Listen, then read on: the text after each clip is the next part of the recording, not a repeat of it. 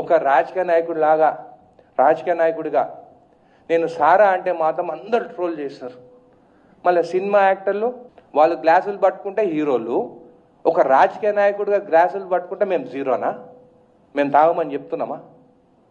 మీరే కదా సినిమాలలో డ్రింక్స్ పట్టుకొని ఒకడేమో బాటిల్ ఇట్లా తిప్పుతారు, ఒకడేమో ఇట్లా తాగుతాడు. ఖుషి మూవీ చూసినాం మొన్న, దాంట్లో పవన్ కళ్యాణ్ ఆలీ ఉంటాడు.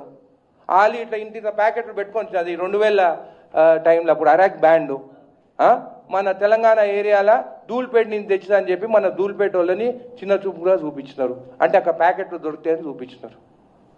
పవన్ కళ్యాణ్ తాగుకుంటా తొక్కు నాకుతాడు. మళ్ళీ ఇదేం కల్చరు? నేనేం నెగిటివ్ చెప్తలేను పవన్ కళ్యాణ్ గురించి, అది మూవీలాగా చూడాలి.